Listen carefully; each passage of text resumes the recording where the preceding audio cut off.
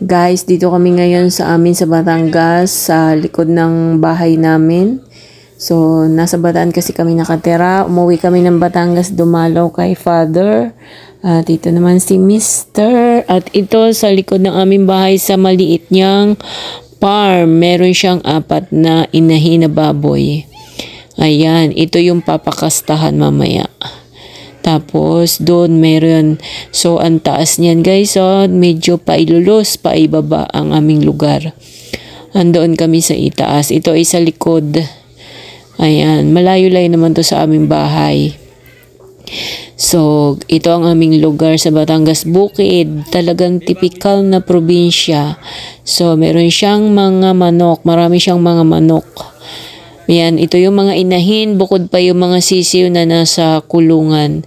Ayan, sorry sa nakahubad pa si Pader there. Ayan, ito ang kanyang mini farm, pinagkakaabalahan. Pampalipas oras. So, ayan, marami siyang mga alagang manok doon pa sa likod ng aming bahay. Maraming nakakulong pangapalakihing sisiw, ayan. So, ito ang aming lugar, mapuno kaya malamig lalo na sa gabi. Hindi masyadong mainit sa araw. Dito sa amin sa Batangas. Ayan.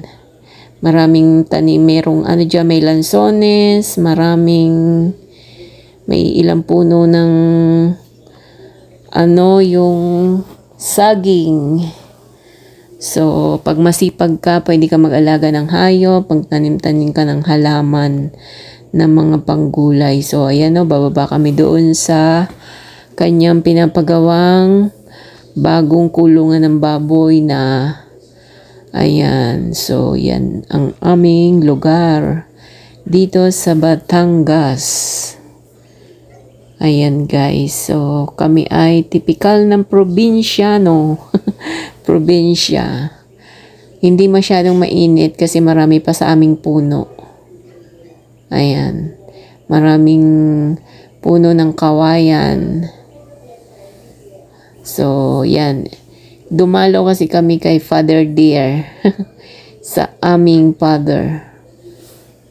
So, yan ang kanyang pinagkakaabalahan sa araw-araw, maghayop at magtanim ng halaman. So, ang taas guys niya, mataas yan. Doon pa kami sa ibabaw. Hindi ka naman pwede magtayo ng ganyang mga hayupan pag malapit ka sa mga kabahayan. Pero yan ay sa aming lupa. Ayan.